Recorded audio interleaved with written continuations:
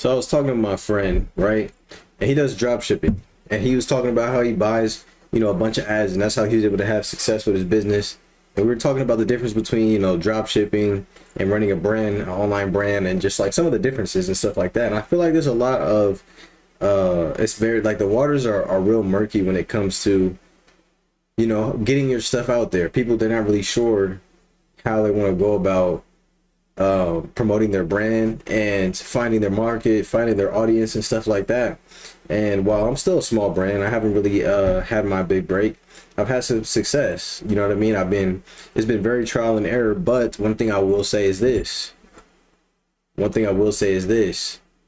Cultivating cultivating an audience is better than just buying a bunch of useless ads. And the reason why I say that is this, okay? I know there's a lot of people out there who's probably been finessed by the courses, finessed by the gurus, trying to get their stuff off the ground. You've paid all of these people, right? Maybe you've paid for affiliate marketing. Maybe you DM'd your whole friends list like, hey, repost my stuff, blah, blah, blah. Yo, I'm gonna keep it real. And this is with most things that are not solely based online, right? Because, well, yes, buying ads, it's a good way. I've done it. You know what I mean? I've done it on a smaller scale just because I wanted to see what market would take to my stuff the most. And for me, Japan, they always show love. Shout out to Japan. But if you're spamming ads as a brand, it doesn't work like you think it does. IRL impressions, IRL, showing up IRL and pushing your brand and standing behind your brand and letting people see your face and building that rapport, it trumps everything. Now, one thing I will say is that yes, while it is small, while it is slower at first, that goes a long way because people buy from who they trust when it comes to like I say this, if you're doing drop shipping, for the most part, you're probably a snake oil salesman. And I don't say that to be disrespectful. I'm saying that because of the business model.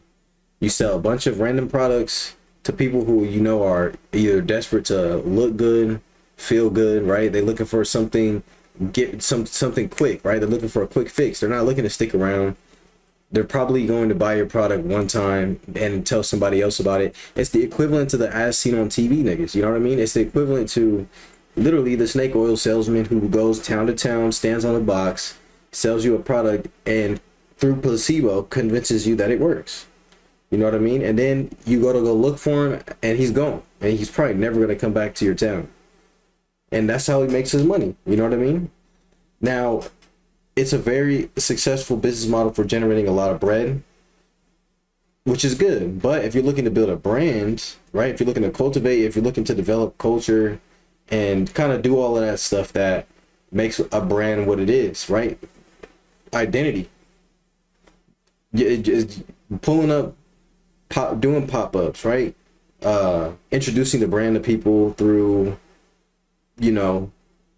trial and error, right? Letting them test your product, getting their reactions and stuff like that, bro. If you honestly go about doing it that way, and then you film it, and then you post those peer-to-peer interactions online, instead of just being like, boom, here's an ad with a graphic of the product and spreading it everywhere, bro. If nobody knows you and you're pushing a brand, you're not gonna get that many buyers. And the thing is, you want retention more than you just want people to buy one time.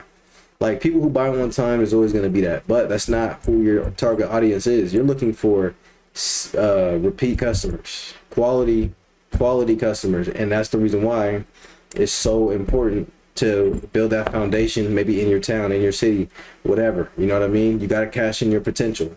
Obviously, product is king. But if you run ads because you're afraid to go outside and introduce your stuff, it's going to set you back. You're going to spend a lot of money that you won't get back. I'm just keeping it real, because a lot of the time, they spend a lot of money on ads for them to be effective. You have to reach a lot of people, right? Meaning you have to either spend a lot of money, huge lump sum of money in a short amount of time, or you have to spend a lot of money over a period of time. Either way, marketing is going to be your biggest budget. But if you tap into a culture, if you tap into a sport, if you tap into an industry, right, with your brand, and you fill in the gap, you innovate, or maybe you don't innovate, but you improve, right? You evolve something. you bring something to the table that people are missing, or something that they didn't know they needed. That is how you grow as a brand. So if you're too scared to get out in them streets and stand behind your product, you don't need to be in this game. I'm just keeping it real with you, bro. Like, I learned that the hard way. You don't need to be in this game. The minute that I started to, have outreach, I dropped a few YouTube shorts of people trying my stuff, and they're like, hey man, this is tight.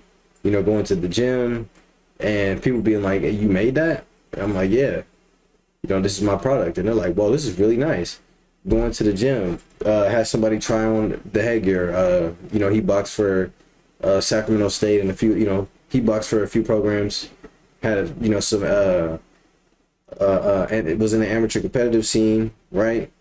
And he's worn all types of brands while training and was like, nah, this is really, really good stuff. You know what I mean? And he tried it on for himself. That is the type of stuff that gets you further, that builds that rapport, that builds that trust. Believe that. You know what I mean? That's the stuff that gets you far, because that stuff money can't buy. No matter what. Notice how most companies, they're trying to throw a lot of slop, cheap slop out there, and the people aren't happy with it. Right now is the perfect time to come through and get the people what they're asking for, because the companies aren't right now. Most companies are putting more money into their white tag stuff, and their premium stuff is even taking a hit because they're trying to save money. Everyone's trying to cut corners. Everyone's trying to save money. So if you can come into the game and get some premium quality stuff out there early and not be lazy, not cut corners, right? Do the work. It's going to set you up nicely, especially when this economy crashes and bounces back. Then it's going to be time for you to pop out. You'll be in a good spot. So for now, look, focus on cultivating culture, cultivating an audience, building a rapport, building a trust, because I'm telling you, you don't want to go out like a bot. You don't want to be spammy. You know what I mean? Create. If you're going to create content around your brand, post it on your page and let it grow. Plant the seed and let it grow. Trust. So with that being said, I'll catch you in the next video, man, and I'm gone.